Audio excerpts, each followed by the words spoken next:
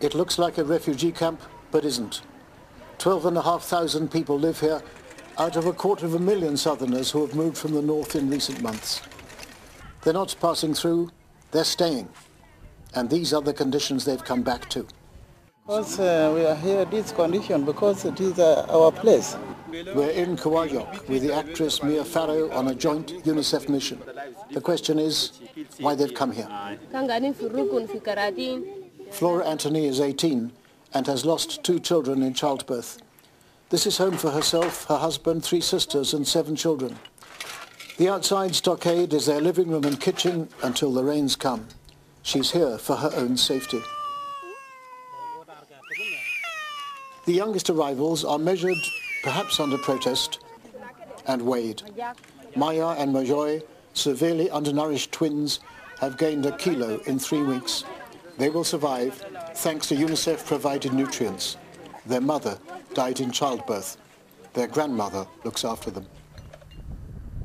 Empty homes and flapping tarpaulins are the signs of another migration from Abyei, a dirt-poor town that sits on top of an oil field on the border between north and south, and is the likely flashpoint of the next war if there is one. In 3 weeks, half its population have fled south, driven from their homes.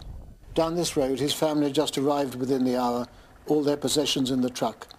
They fear attacks by Arab nomads with strong links to Khartoum. Their home for the foreseeable future will be under a tree. And all this she carried on her head. Somehow she did, she and her 8 children. They too fled for their lives.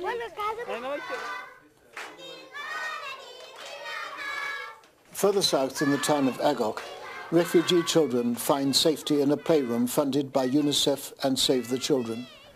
From one end to another, the soon-to-be-born nation of South Sudan looks in need of intensive care. Deep in the bush in West Equatoria, the South Sudanese are doing what they can to counter the effects of the war. Everyone here has been displaced, and so they're here and they're afraid to return to their homelands. And this water pump is now a source of clean water for them. The hospital here was abandoned and looted 10 years ago. Hence the need for this life-saving contraption, the motorcycle ambulance. There are 17 of these built in South Africa, assembled in Sudan, and provided by UNICEF at a cost of $10,000 each. This way, it will take an hour and a half to get anyone in need, usually a pregnant mother with complications, along the dirt road to hospital in the nearest town of Yambio. They've been driven from their homes in waves in the southwest of the country, up against the Congolese border, by bandits of the LRA, the Lord's Resistance Army.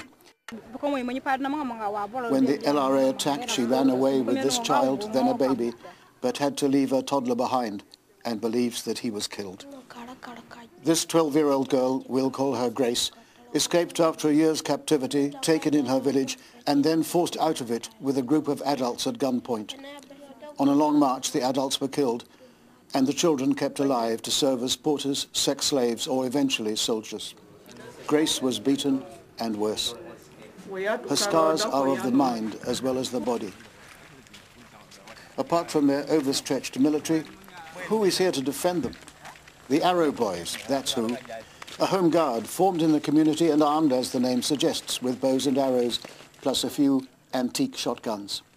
There are more than 3,000 Arrow Boys in this state alone, and they go out on evening patrols. The arrows are barbed and steel-tipped, and possibly useful in an ambush, but useless in a firefight against the assault rifles and machine guns of the LRA.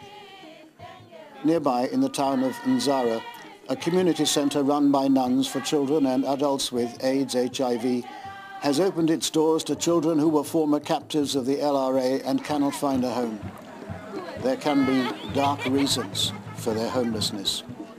One of the children here, for obvious reasons we will not identify him, is a 14-year-old boy who was forced by his captors to club his father to death. Hope and despair, desperation and inspiration are close companions here. This is Martin Bell reporting for UNICEF Television.